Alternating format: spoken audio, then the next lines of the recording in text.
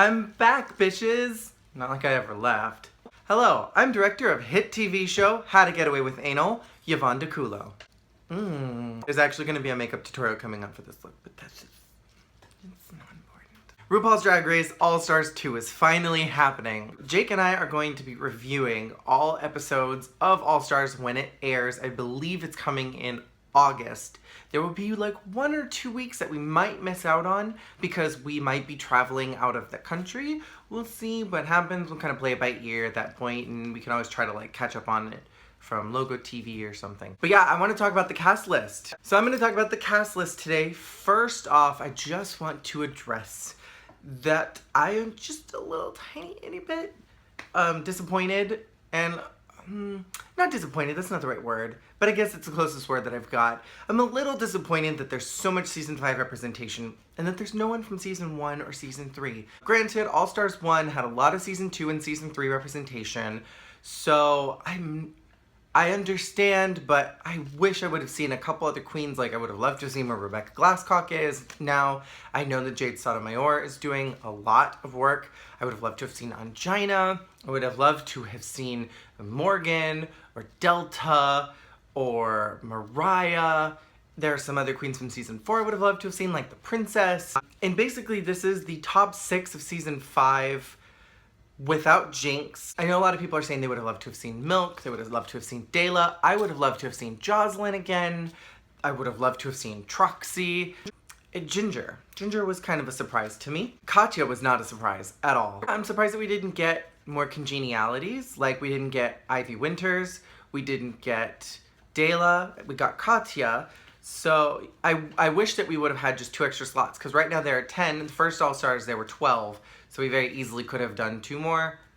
It's not my show. So that's my only disappointment, is that there's a lot of season 5. I really just would rather not see Coco, because I don't think she's really doing much in her career outside of her stay in Las Vegas. So I don't know what she's going to be able to bring to the show that she hasn't already. Same with Adore. I think Adore is kind of in a niche market right now with what she does, and I don't know what more she could bring to the show, because I think she's already reached, like, stardom, if that makes sense. It's almost kind of like Chad Michaels really didn't need to be in the first All-Stars. I don't know. It's not my show. So let's talk about the individual queens, shall we? First off, there's Alaska. Who the fuck is Team Alaska? Because I am hashtag Team Alaska and hashtag Team Katya. I think it's pretty obvious that Alaska's gonna go far. My only real concern with Alaska, and I have expressed it to others, is that Alaska doesn't really lip sync too often. She's mostly a live performer. And there are a lot of really strong lip sync performers in this whole group. You know, like Ginger and Coco and Adore and Detox, who all knocked out very strong competitors in their time on Drag Race. And my concern would be that if Alaska ever ends up on the bottom for any reason, that could potentially hurt her.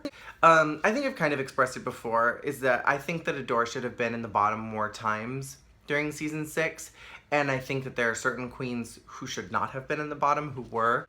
And so I'm a little low-key bummed that Adore made it to top 3. She's very successful now. There are some other queens who I think who are very successful who didn't really get to show us who they are. And I would have rather have seen some of them from season 6. Dayla, Jocelyn, Trinity, Milk, April Carry-On, Kelly Mantle. That's just me. Next we have Coco Montrese. Let's talk about this photo, which has not been retouched at all. Like, at all.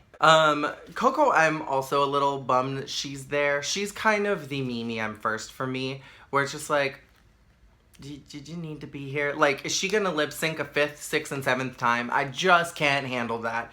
I just can't. Maybe she'll win, who knows? But I just want to put it out there. I know Coco lost a lot of friends in the Orlando shooting, so please just be kind to Coco for a little while, and she's probably going through a lot.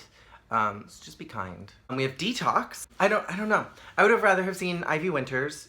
I mean, hell, why not just bring back all of season 5 minus Jinx and have them redo it all again? I just don't see Detox making it very far in this lineup of queens. I think Detox is gonna make it solid midway point, and if Detox's snatch game is anywhere near as it was on the show the first time, that may be her downfall.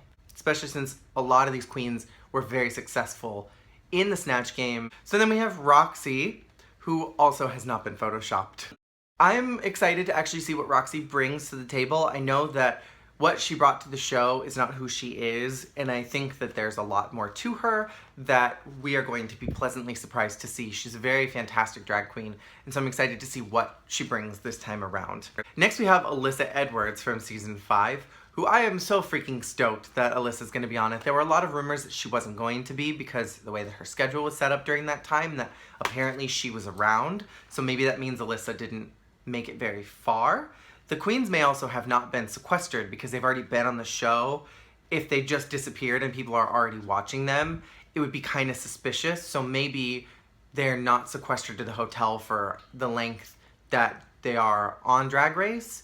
So maybe they could go around and do their other bookings. They just had to be at the studio for certain dates and times, which may be why certain queens like Tatiana and Coco were in the World of Wonder building doing those Queens React to mean comments and videos like that, because they were all in the studio at the same time, and they just happened to film that to kind of like pull off the suspicion of who made it into All Stars. Tatiana from season 2, huge shock and surprise to me. I know there were a lot of rumors that she was going to be in it. I am stoked because I really love Tatiana. I think she's so fierce. I am really hoping that she makes it far. I think she could easily be top 3.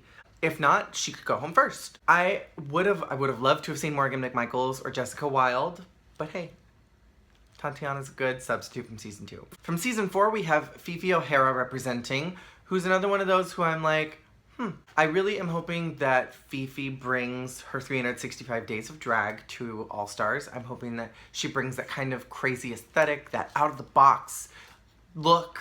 And I know that Fifi has grown so much from her time on the show, and I'm excited to see what it is that she brings. Again, I would have loved to have seen some other girls from season 4, like the Princess, even Dita Ritz. I would have loved to have seen what she's doing now. Even Madame LaQueer, I think, is doing some really amazing things, and we really could see more from her. But I'm not upset that Fifi's there. Repping from season 7 is Miss Ginger Minge, and I'm excited to see Ginger.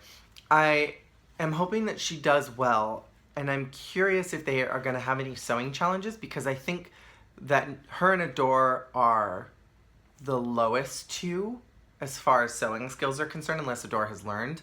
Maybe Ginger has too, but the two of them had minimal sewing skills on the show, so I'd be worried about the two of them in any sewing or design challenges, and I would be worried that Adore might go home if Ginger went against her. And if Ginger had to go against someone like Roxy, I'm not sure how Ginger would do, because what Ginger's advantage was is that she was the only one who kind of like did her type of drag when she was on the show.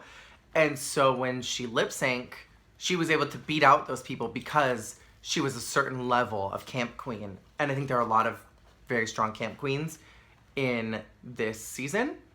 So I would be curious to see how she does lip syncing against someone else who does similar types of drag. And then the other person representing from season 7, my queen, my hopeful winner, is Miss Katya.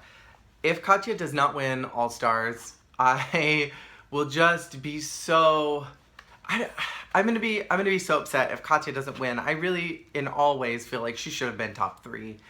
And I'm so glad to see her back. Yeah, so I'm super excited that Katya's gonna be on All Stars. I'm thinking that my current top 3 hopefuls are Alaska, Katya, and Tatiana.